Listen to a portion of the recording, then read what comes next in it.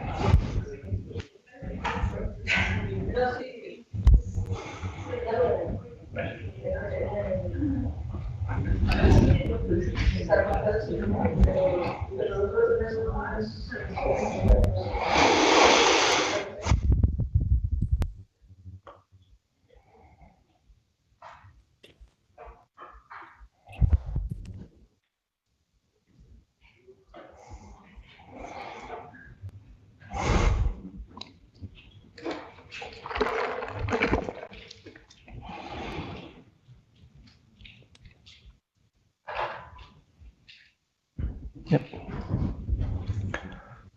Hello, everyone.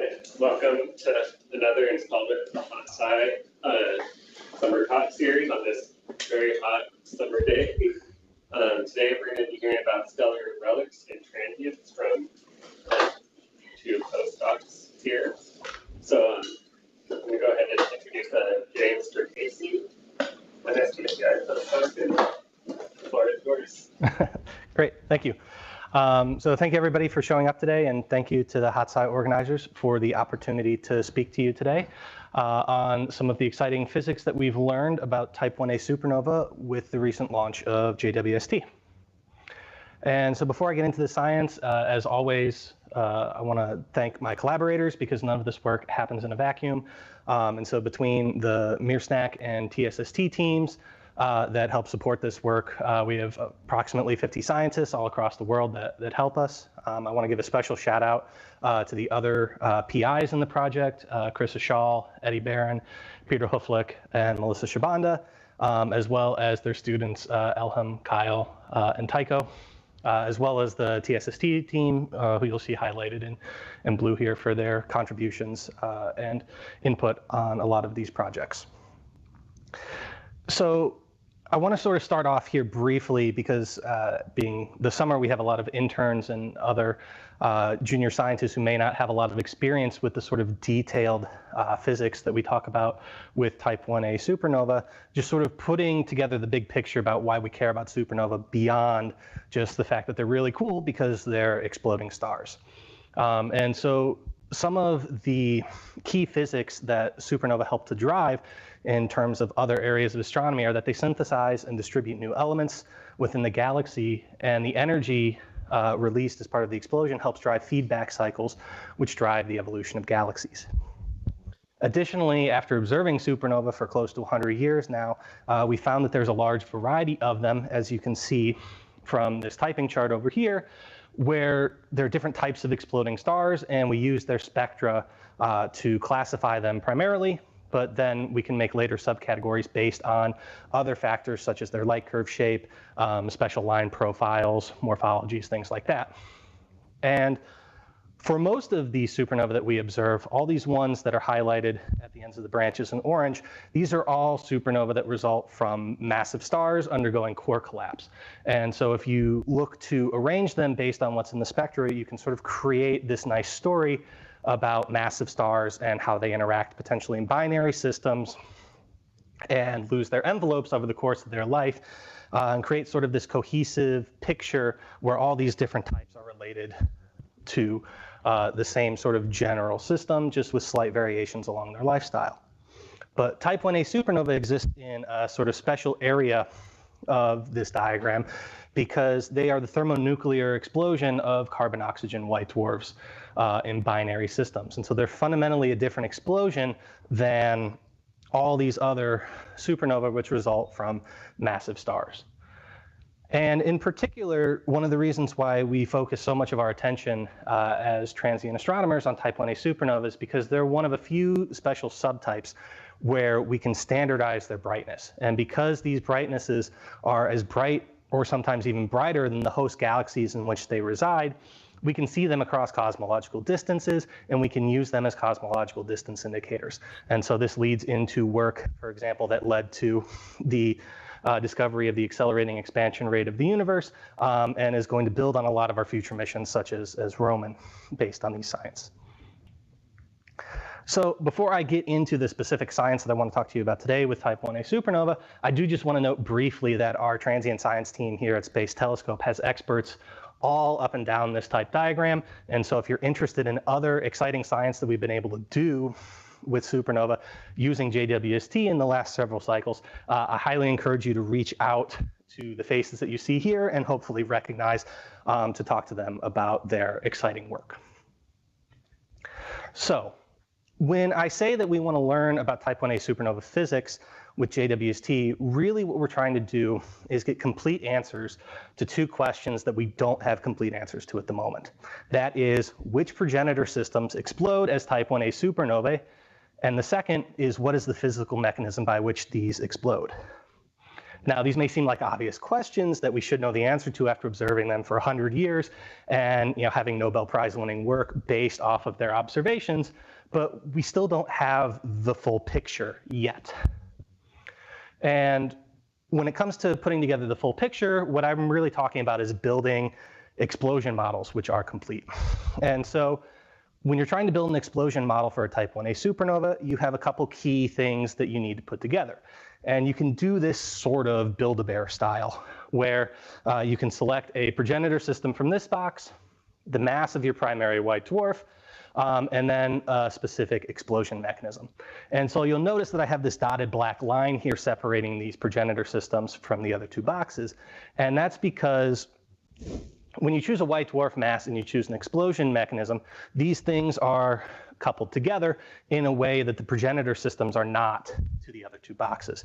And so I've highlighted in red and blue here two very popular models for type 1a explosions. In red, we have a near Chandrasekhar mass white dwarf, which explodes via a deflagration to detonation transition, and sub-Chandrasekhar mass white dwarfs, that explode via detonations. And in the case of both of these popular models, these can be generated from multiple of these progenitor systems. And so when we go ahead and talk about type 1a supernova physics, it's important to remember this distinction. Now, the reason why we want to study type 1a supernova with JWST is that while we've been observing type 1a supernova in the optical for decades, we don't have a consensus yet on what the dominant explosion mechanism is. Both of these models are able to reproduce the data that we get at very early times. But if we move to the nebular phase after the supernova has expanded and cooled off and become optically thin, we can start to get at the very core of the ejecta, which is blocked at very early times. And when we move to the infrared, the lines that we see are much less blended than what we see in the optical.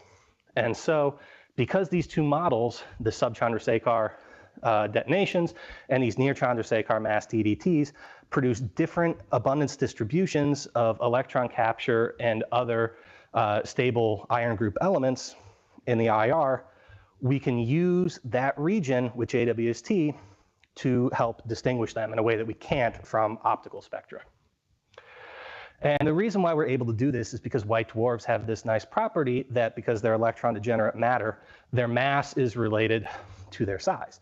And so over here on the left, we can see in sort of a normalized density versus normalized radius plot that as we make a more massive white dwarf, we concentrate more and more of the mass at the center. And less massive white dwarfs have a flatter density distribution.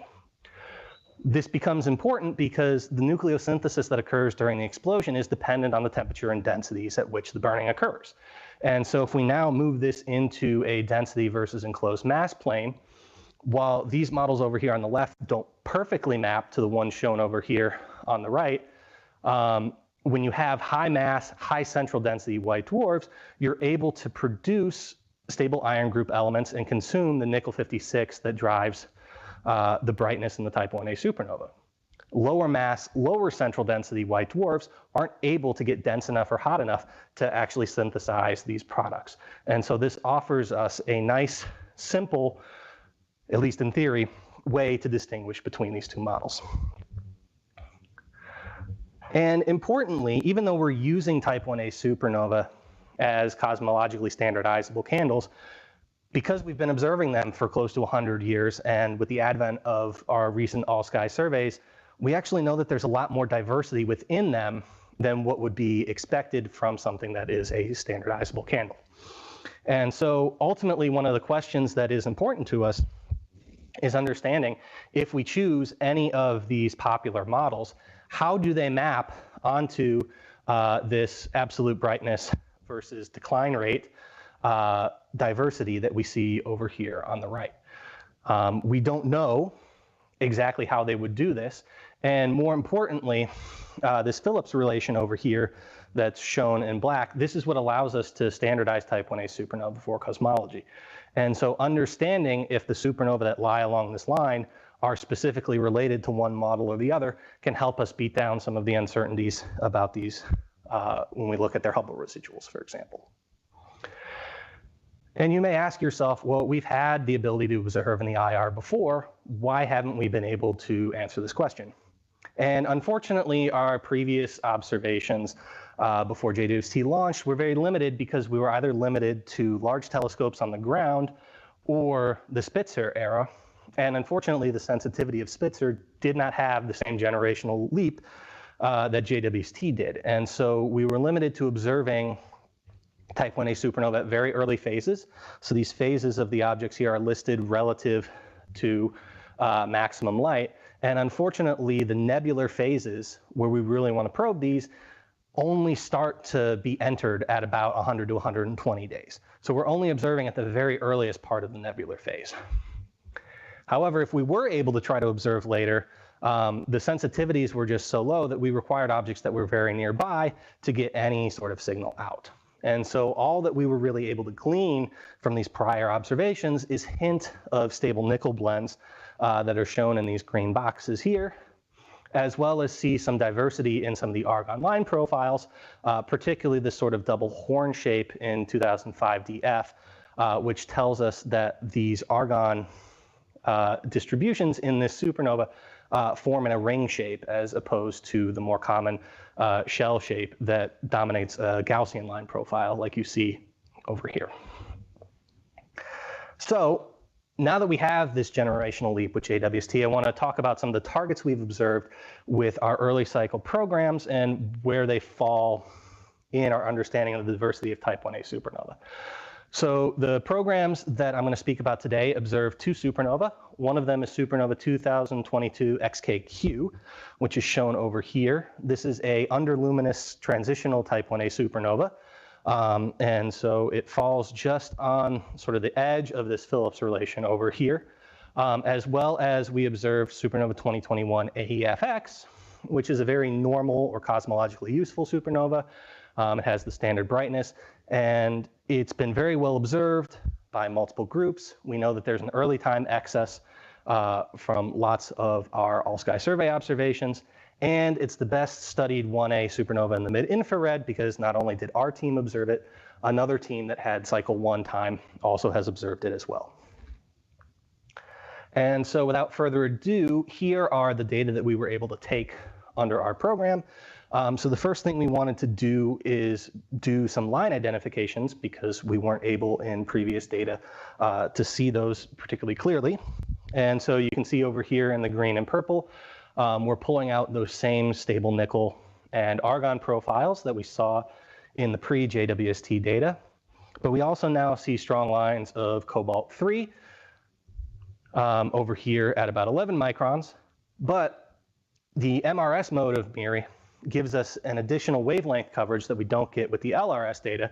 And so for the first time, we were able to detect some of these longer wavelength forbidden cobalt lines. And particularly important are these forbidden iron 2 and forbidden iron 3 lines, because these lines had been theorized to be the dominant lines in the spectra at very late times where the supernova is emitting most of its light. And so to detect these and see that they're quite strong relative to what we've known before is good validation that our models are on the right track. Additionally, looking at this forbidden cobalt-3 line, this one at 11.88 is special because the forbidden cobalt-3 that we're seeing in nebular phase is the forbidden cobalt that falls along the nickel to cobalt to iron decay chain. And so this line, as a resonance line, all of the cobalt is going to pass through this transition. And so when we look at the flux in velocity space relative to what we see in a variety of supernova, we're starting to see, and it's very early because we only have a few observations in the mid-IR, this connection between the width of the line and the decline rate of the supernova, which is tied to the amount of nickel 56 that's created. Now, this same trend has been observed in optical nebular spectra, but those optical nebular spectra, because they're much more blended, rely on a lot of assumptions about the strength of other lines that are seen. And the reason why this is important is because we can use the widths of these lines within the schema that we have developed for our off-center delayed detonation type 1a supernova models that we're using to fit the observed spectra. And so over here on the left is our particular model schema, and the abundance distributions are shown over here on the right. So just to walk you through these very quickly, in this schema, you'll have a deflagration start at the center of the white dwarf, which will then start propagating outward until eventually one point on the burning front will transition from a deflagration to a detonation. Now, because the white dwarf is expanding, because a deflagration is a subsonic flame, there is a small density enhancement along the direction of travel where this occurs. And so when it transitions to a detonation, the nickel 56 that's formed along with other elements may be slightly asymmetric within the overall symmetric explosion of the type 1a supernova. And so these outer blue layers here are the other detonation ashes that correspond to the intermediate mass elements and the unburned material that you see over on the right. And importantly, you'll notice over here for our two models that while they have different densities, the key regions that we're looking for these electron capture elements are very similar. And so if you think back to those density profiles that I showed a couple slides ago, we need JWST, and in particular the higher resolution modes with NIRSpec and MRS, to differentiate these distributions in the center, because they have the requisite accuracy in the lines on the order of 100 kilometers per second in velocity space, as opposed to the lower resolutions that we've had before, where the accuracy is on the order of 1,000 kilometers per second. And so it'd be very hard to differentiate between these cases without that additional accuracy that JWST affords. So without further ado, I'm going to show you our model fits, and you can tell that the JWST data is much better than our previous data by how long the slide takes to load, because the data points are so many. And we are able to get very good fits with our models in red here compared to the observed data in black. And so I've listed out some of the key parameters for the models that are shown here, and that both of these models are able to be fit within this near Chandrasekhar mass scheme with high central densities and relatively large amounts of stable nickel synthesized. Now, importantly, for 22XKQ, it's been thought in the community that underluminous type 1a supernova are more likely to originate from these sub-Chandrasekhar mass detonation models because they produce less nickel-56 overall, which is what drives that peak luminosity. However, because in these higher density models, we're actually burning past the nickel-56, there's a second channel at which you can reduce that nickel-56 mass and instead produce electron capture elements. And so the fact that we see stable nickel lines, and they're very narrow, at multiple ionization states in this data suggests that that second pathway is viable, and that at least some fraction of underluminous type 1a supernova come from these near Chandrasekhar mass white dwarf explosions. Additionally, and I would refer you to the papers at the bottom, we've done a lot of other work in terms of inferring viewing angles from line profiles, as well as estimating physical properties of the white dwarf beyond just the mass, such as the magnetic field at the time of explosion, based on our time series data about how the width of the lines change over time, because we need to trap positrons to excite the ejecta that we're actually seeing here. We're also able to probe mixing in these models, and by mixing I mean microscopic mixing on the scale of the positron mean free path by looking at the line ratios that we see. And so if you compare models in red here that include this mixing versus models without, you can see that these line ratios are different, particularly in some of these nickel lines over here between 6 and 8 microns. And so what we're really able to do now with these models is not only probe the details of the white dwarf, but also the details of the physics in the burning fronts themselves. And in these supernova, these are some of the only places where we can observe these directly, because we can't recreate these in the lab. So, but that's not all. Not only do we open up new physical parameter space, but we also open new observational regimes with JWST, and one regime in particular that we've been focused on is these ultra late time observations. And so what you see here is the spectra of a light echo observed in 2021 AEFX at approximately 1,200 days after explosion. Now, light echoes are very rare in type 1a supernova. We've only seen them in 2 other supernova, both of which occurred in the 90s, so we don't have great observational data on that. Now, not only is it interesting because we see this in the optical, I've also PI'd JWST programs that were observing this already, trying to get to the very core of the white dwarf from the explosion physics that we just previously talked about. And so not only do we have spectra in the optical of this light echo, for the first time we actually have spectra in the infrared to understand the properties of the dust that we're seeing with this light echo. And so this work is ongoing at the moment, but these 3 spectra down here at the bottom, taken 760, 1024, and 1152 days after explosion, are not only the latest IR spectra that we have of type 1a supernova yet, they're capturing the dust properties. And so the analysis that we're currently undertaking is looking at trying to understand what these dust properties are, connecting them back to not only the explosion physics, but also getting at these progenitor scenarios to see what they might be consistent with in terms of mass loss and other environmental factors that we can do, we can touch on. One of these key ones that we want to investigate being the fact that there is some discussion within the cosmological community about how much dust and reddening in the host galaxies impacts the use of Type 1a supernova as cosmological probes.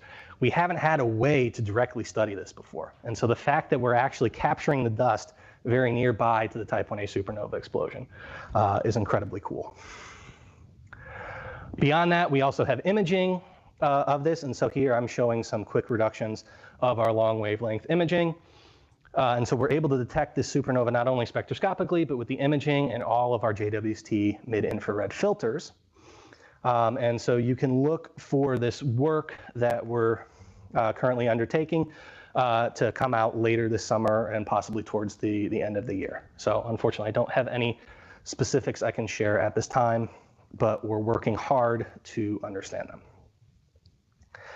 And so I sort of just want to wrap up here by saying that with the launch of JWST, we now have a new testbed for Type 1a supernova models because we've opened up this parameter space so wide to what we had previously.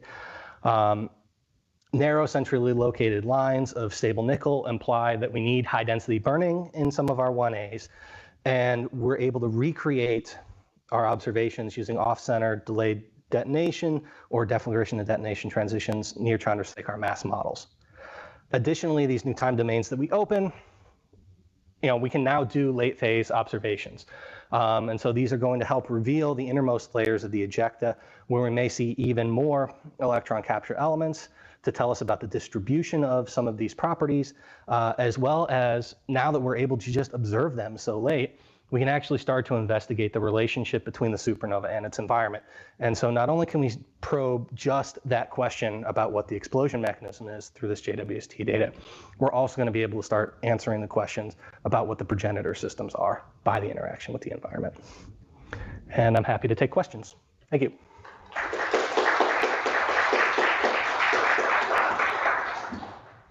right, we have time for a few questions. And if you have a question online, just type it into the chat and I'll grab it from there. So, anyone in the audience have a question? Go ahead. As someone that's not in this field, could you talk a bit more about what the issues are with dust attenuation for Type 1a supernova? You mentioned briefly. Yeah, so dust attenuation with the 1As is specifically important for looking at the blue end of the 1A spectrum and the optical, because that's obviously where we're going to see more of the attenuation. And because we haven't been able to probe this really, there's questions about with the Hubble residual whether the properties in the local environment of the supernova are represented by, say, the global properties that you can infer from the host galaxy, just due to the delay time of the star evolving relative to different stars in the host galaxy. And so it's just really a question of whether dust is an impact on the Hubble residuals when you do the cosmology. And so if we can answer these questions and start to put limits on how much dust attenuation there might be, then we can use that to sort of box in how strong that is in terms of a systematic for Hubble residuals.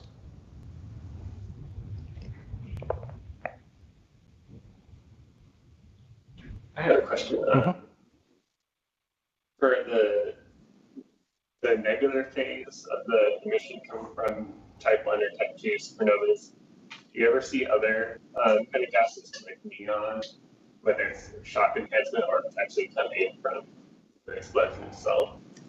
Yeah, so that's neon specifically is more prevalent in the Type 2s, both as something that is generated in the explosion and something that may be heated by the shock excitement. The neon line in Type 1As is quite weak, at least in the objects that we've observed. But if you're looking for a strong neon line, I would actually point you to Matt Siebert, who's sitting out in the audience. He was lead author on a paper of another Type 1a supernova that was observed with JWST, where they did see a very strong neon signature.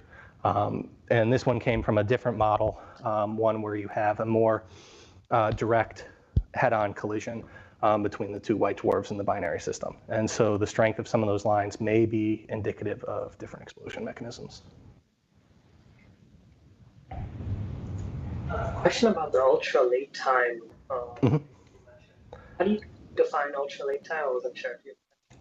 There's no clear definition. It's just something that we came up with. But particularly if we go back and look at the data, previously we had hard time just even getting to a year after explosion in the infrared. And the optical was a little easier. But here we're observing 2.5, 3.5 years after explosion. And you can count on your fingers the number of type 1a supernova we have at those late phases. And so we're just using ultra as a descriptive to differentiate it between the 1 year nebular phase and then the 2.5, 3 year type That's phases. Physically, after 2 years, or it's a whole other, as far as So in terms of physically connecting it to a different regime, the closest that you could probably come to with that is that in the nucleosynthesis, not only do you synthesize the 56 nucleon radioactive chains, but you can also synthesize the 57 nucleon decay chains or higher chains, right? So something like titanium-44. And so if you were to put it physically, you could say ultralate would be the time where you transition from the dominant decay chain being the nickel-56 decay chain to the nickel-57 decay chain.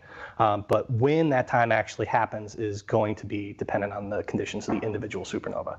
So trying to pin that to a date range is not an easy thing. Time for one more question. Yeah, I think you mentioned the model that best fits the data. Is that the only model that fits the data, or is it just the...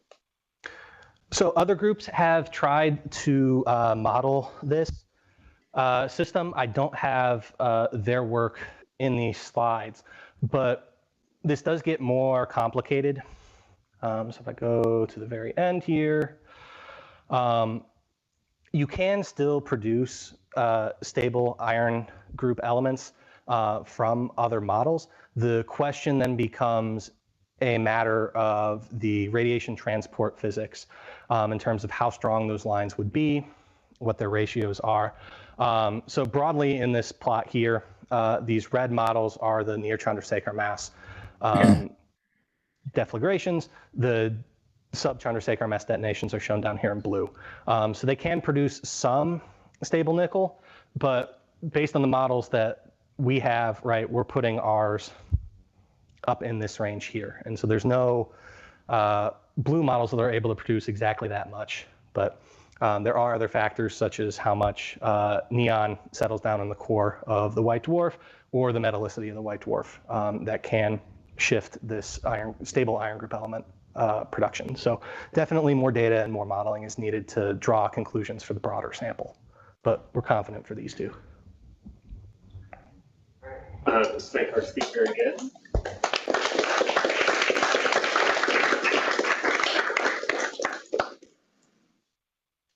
Our next speaker is a staff scientist here at Space Telescope, and he'll be online.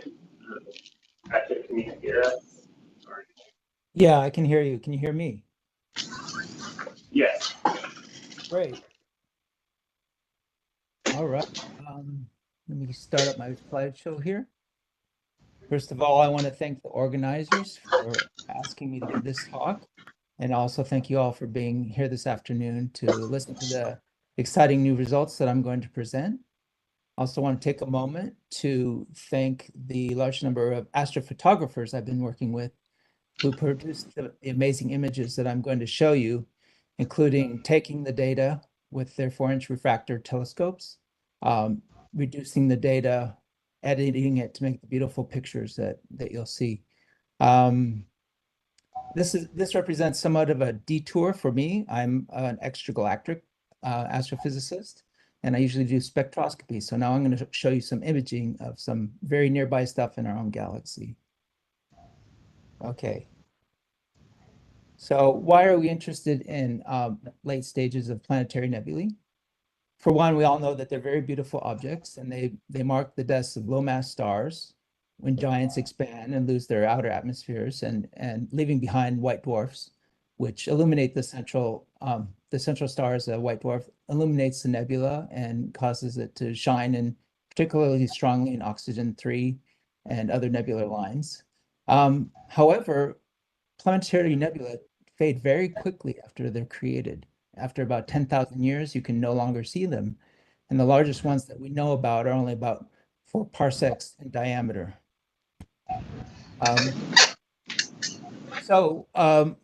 The other motivation for studying planetary nebula is, of course, they're a good probe of late-stage stellar evolution. The products that they release into the ISM are important for enriching it. And most importantly for this talk, we'll find that they drive low velocity 10 to 100 kilometer per second shocks into the ISM, which are a great laboratory for studying ISM shocks. So what happens to planetary nebulae after they go dark? They don't just stop expanding or existing. Instead, they continue to expand, becoming more and more diffuse until we can't see them anymore. However, given that that's the case, how can we actually find them and learn more about them? A couple of years ago, a group of astrophotographers led by Javier Strautner, Marcel Dreschler, and Jan Senti discovered a very strange oxygen-3 emitting nebula near M31. It's this large blue striated object that you see a couple of degrees away from M31. And to do this, they use very deep imaging in O3. In fact, not much of the sky has been surveyed in O3. So the fact that such a huge nebula is found so close to M31 is primarily due to the fact that it's a very highly ionized nebula and only very faintly visible in H alpha, for example. So in a sense, STS-01 was a very giant O3 nebula hidden in plain sight next to M31. All someone had to do was look for a very long time in order to discover it. So the discoverers of STS-01, 2 of which are co-authors in a paper I'm writing about this, came up with a number of possible explanations for this nebula. What is this thing actually? It's very unusual, and there aren't many things like it in the sky. The first possibility, since O3 is often emitted from supernovae remnants, was that it's a high latitude galactic supernova. They ruled out that possibility because its morphology is quite unusual for a supernova. In addition, at a latitude of about 20 degrees above the galactic plane, it's quite unusual as well. The other possibility they considered is that it's a giant planetary nebula. However, if that were the case, it's one of the largest planetary nebulae ever discovered in terms of angular size. It's about 2 degrees across. And more importantly, they could not find a white dwarf star that is near enough to us in order for the size to make any sense as a planetary nebula. The third possibility they considered is that it's a stellar bow shock. Again, the main problem here is that it's way too big for a stellar bow shock. Most stellar bow shocks are a lot smaller than that, and they would be close to the giant star that is driving it. In addition, no strong infrared dust emission is found from the object, which rules out typical giant AGB star bow shock. The final explanation that they settled on in their paper written by Robert Fezen in 2003 is that this is an intergalactic shock from M31. And this is what caught my attention. I study galaxies. I study shocks in galaxies from AGN in particular. And I thought this sounded pretty implausible, but if true, very exciting. So the reasons why I find it implausible is that it's very close to M31. If it were a shock caused by some sort of interaction between M31 and M33 or the Milky Way, it should be further away and even more diffuse from M31.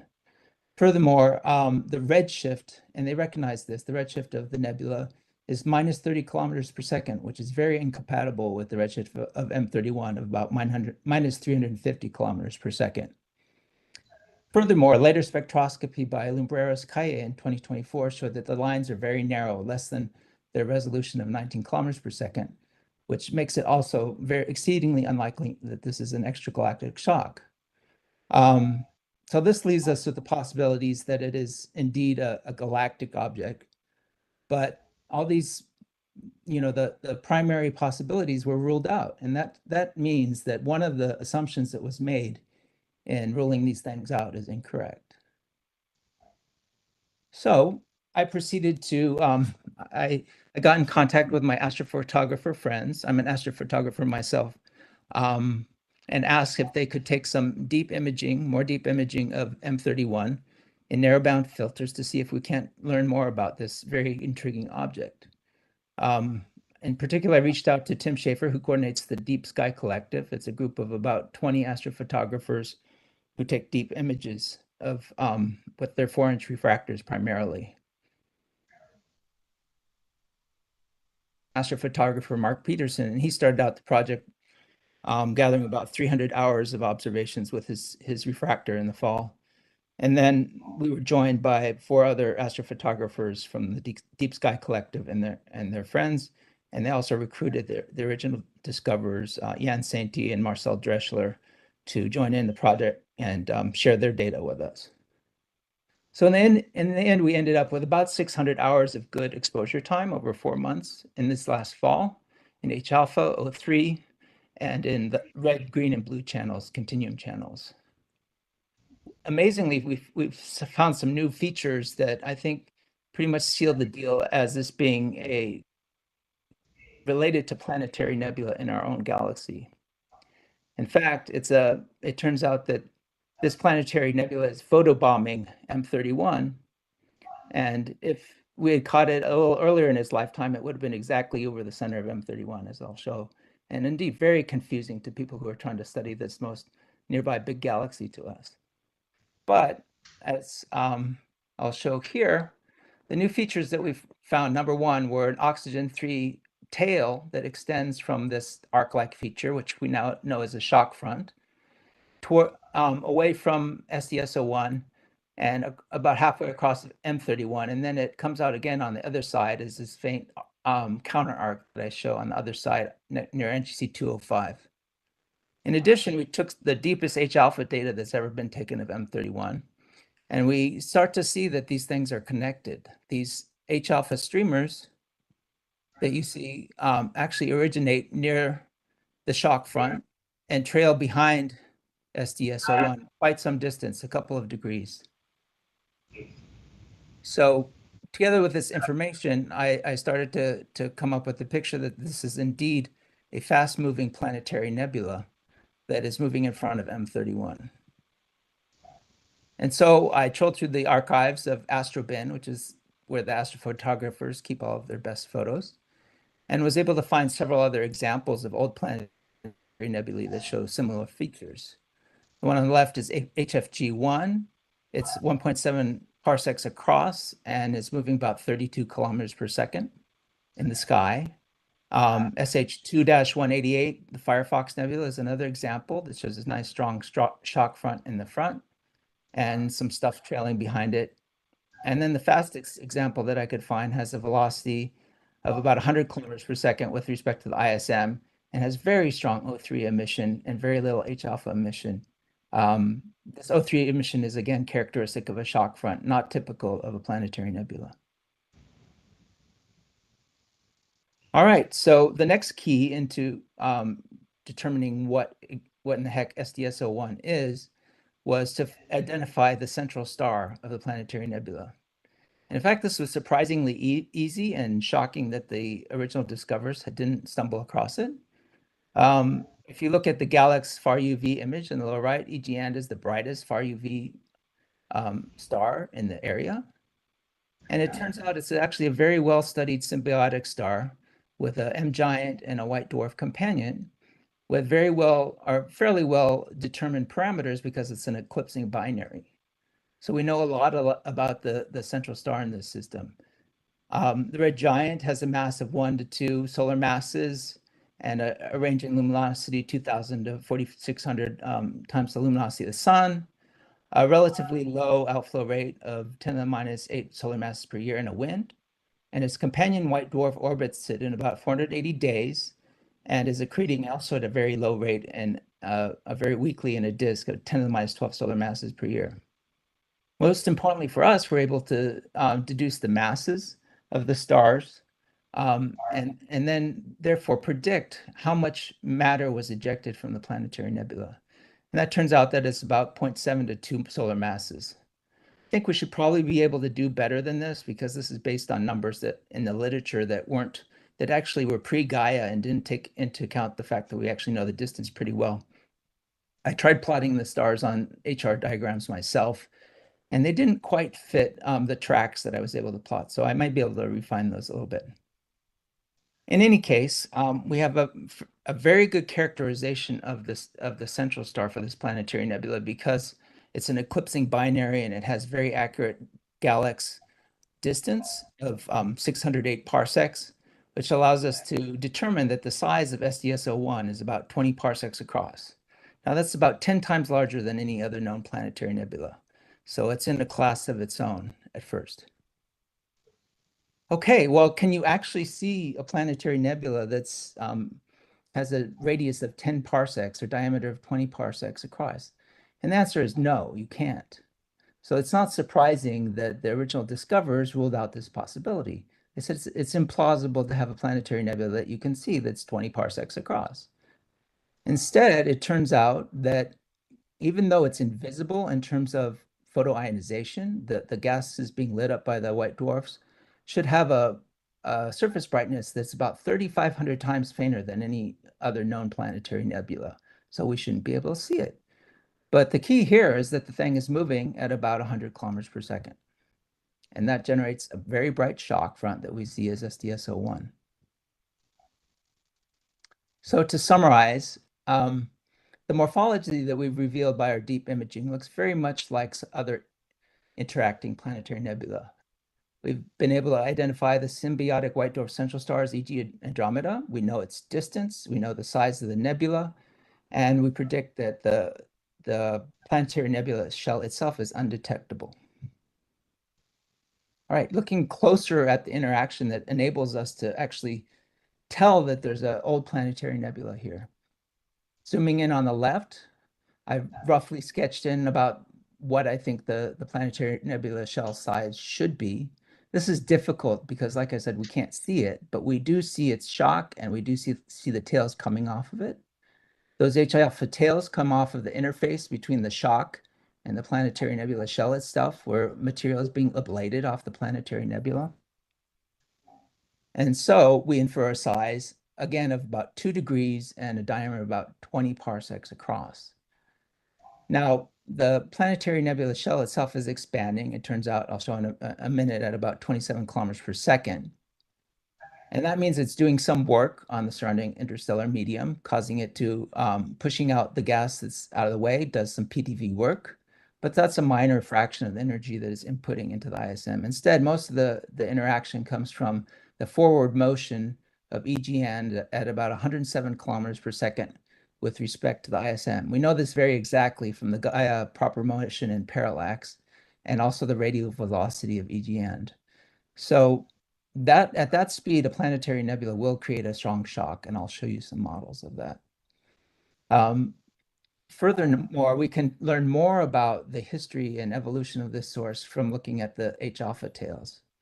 If you look closely, you can see that this O3 tail is extending away from the direction of motion of EGN towards a point that's opposite M31 and opposite NGC 205. And there's some faint O3 emission that we detect all the way about 21 parsecs away from the star. And in fact, one of the H alpha tails curves toward that origin where we think the planetary nebula actually began. Now, of course, this is a rough estimate. We don't know exactly where the H alpha tail is pointing, but from this, we can infer an age from the proper motion of the star and the length of the H alpha tail of about 400,000 years. Again, that's about 10 times older than any other known planetary nebula. And you can see from the path of the star that at one point it actually did cross right in front of the core of M31, which would be very confusing indeed for people about 200,000 years ago. All right. So given this kind of very rough sketch of the structure and the interaction of the planetary nebula with the ISM, we can compare this to simulations, hydrodynamical simulations of solid spheres moving through the air at hypersonic speeds, in this case, Mach 4.5. And indeed, you generate a bow shock at the front of the sphere, as you see the arc in STS-01, and that wraps around the back of the sphere. And then also you get a place right behind the sphere where it's called the recirculation region, where gas is actually entrained by the sphere and circulates around in there, and it has a high velocity with respect to the ISM. And we also expect to see strong O3 emission from there like we do from the tail of STS-01. A photo of an actual lab experiment showing a hypersonic Mach 3 sphere in the lab. You see shadows of the bow shock in the front and the oblique shocks that are extending out behind it. And you also see the tail that's coming off the back from entrained material. And you see expansion shocks around the tail where the gas is decelerating back to the normal velocity of the surrounding air. All right, in order to use the information that we have about STS-01 and to model the shock, we actually need to know something about the ISM that is going through. And so here's a look at the bigger picture of the ISM surrounding STS-01 and EG-AND. So in the left, we're looking down at the Milky Way plane. The sun is the green dot in the center, moving around the center of the Milky Way, which is far to the right. And then we have EG-AND that's moving actually much slower than it's supposed to at its location from the center of the galaxy. It lags the rotation of the Milky Way by about 107 kilometers per second, and it's located about 608 parsecs away from the sun and 208 parsecs below the plane of the Milky Way. We're able to place these stars in the interstellar medium thanks to this nice map of neutral and ionized gas from Lewis McCallum et al. That was recently published, based on the dust map from Edenhofer et al. That used Gaia distances to stars and dust extinctions to obtain densities of dust clouds around us. And relying on that map, we're able to place, again, STS-01 in context of the ISM, and we find that it's in a region, if you look at the plot at the far right, of very low density, about 10 to the minus 2 atoms per cubic centimeter, that's also highly ionized, and that it's actually moving towards a region of higher density and has just crossed over an ionization front. And this map was generated by assuming that the density of gas that's inferred from the dust density is actually photoionized by O stars that are known in the local universe next to the sun. And the map is about 1.5 kiloparsecs across. Okay, so with that information, and also some more imaging that we obtained courtesy of the Deep Sky Collective, they had also taken some very deep imaging in the sulfur-2 line, allowing us to put this data on the traditional BPT shock diagnostic plot. And here we have it. Whoops. The dots are the data from our image showing O3 over H beta versus silicon 2 over H alpha. And we find that the emission from the STS-01 arc is consistent with a shock that's moving faster than about 80 kilometers per second, somewhere between 80 and 100 kilometers per second. So the O3 line is in agreement with what we see. On the other hand, the sulfur-2 is a little bit stronger than what we would expect from the model, maybe about twice as strong. And the emission from the H-alpha tail shows much weaker O3 and is apparently not associated directly with the shock.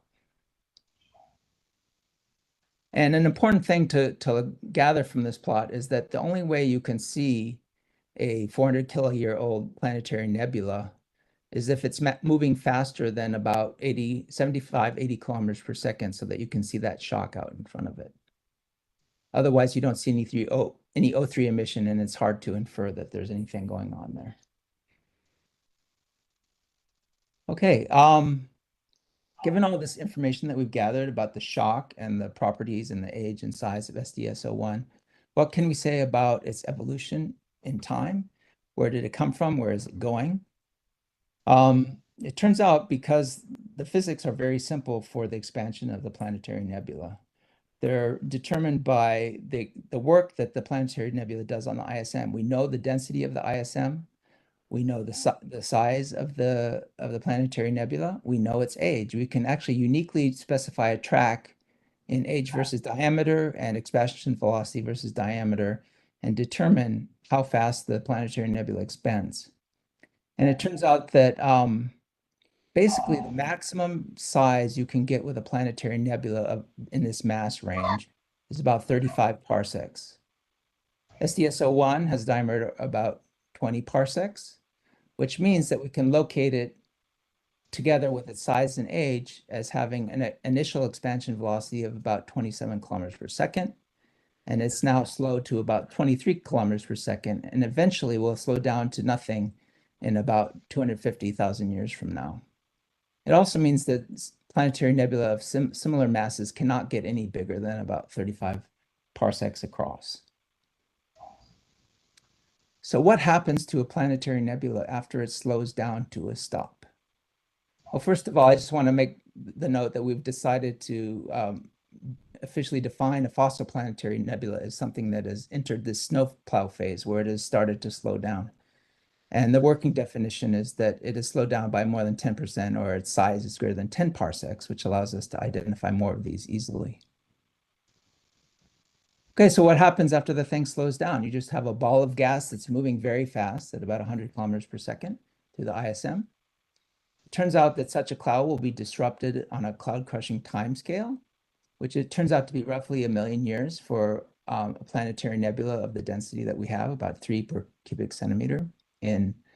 However, it turns out that because the cooling timescale is really short for this gas, it will not entirely disrupt the cloud when the shock runs through this thing.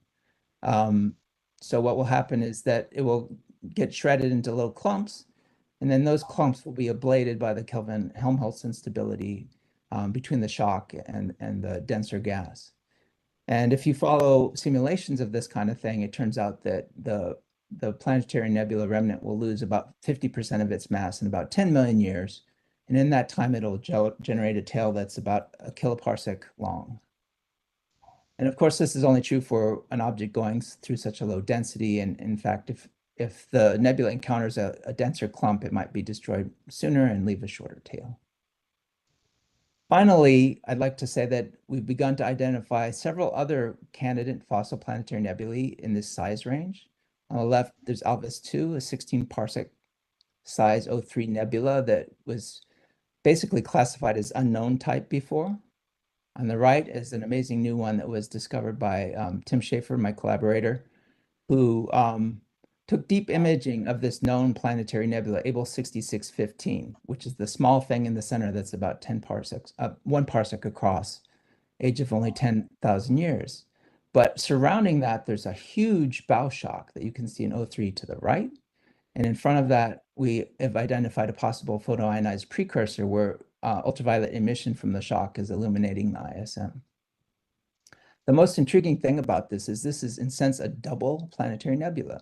You've got a young one that's 10,000 years old surrounded by an older one that's 400,000 years old and has 35 parsecs across. The reason why it's so prominent and why you see such a strong bow shock is that it's moving in the plane of the sky at about 180 kilometers per second to the right. And given the statistics of planetary nebulae in the local neighborhood and our knowledge about how old these fossil planetary nebulae are, it's easy to calculate that there should be about 7,000 of these within 1.5 kiloparsecs of the sun, where we've only discovered a handful of them so far. So we expect there to be a lot more, and that the fastest ones should be visible via their bow shocks. All right, to sum up,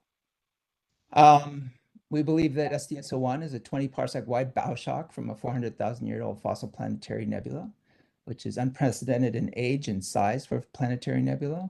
We have identified the symbiotic binary white dwarf, e.g. Andromeda, as its central star. We determined that it's moving at Mach 7 with respect to the ISM, thanks to the wonderful data from Gaia on the proper motion and also the radial velocity from spectroscopic observations. The only way we can see this thing is that it's marked by this shock tail morphology. You can't actually see the planetary nebula shell itself. It's entered its final snowplow phase, and when its expansion is decelerating. And that's how we have decided to define fossil planetary nebulae.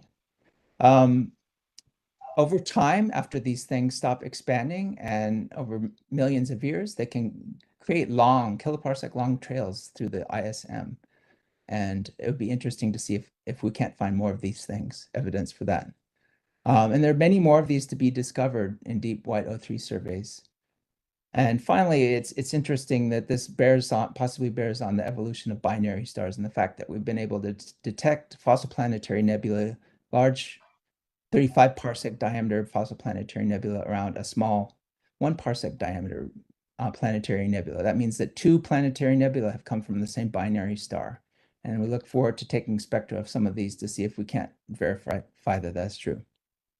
All right, thank you for your attention, and I'll leave you with some beautiful close-ups of our images. All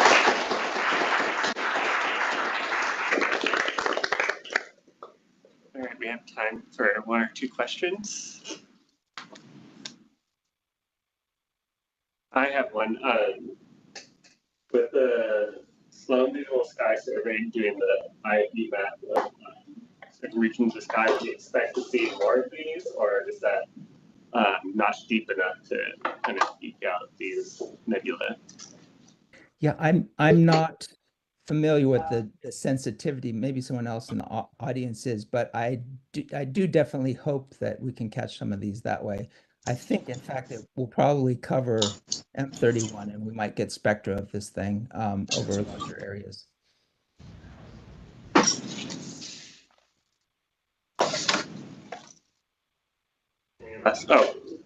What should be the time separation between the PNE and FPNE for it to be visible as a pair? Well, so in the cases that I've found, well, basically FPNE are 10 parsecs across or greater, which makes them about 200,000 years old. And then, of course, the younger of the pair is only less than 10,000 years. So I guess 200,000 years is about what we're seeing there. You could see any time separation that was allowed, except that, after some time, this thing, I don't know, I guess the fossil planetary nebula will continue to be bright in the shock. And so there's really no limit to that as far as I can tell.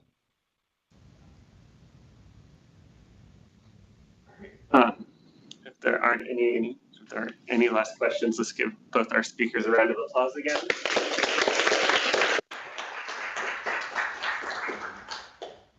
STS is happening, so thanks.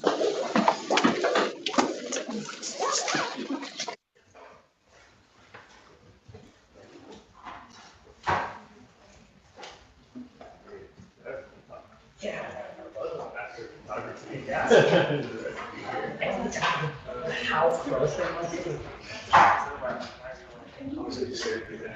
Yeah.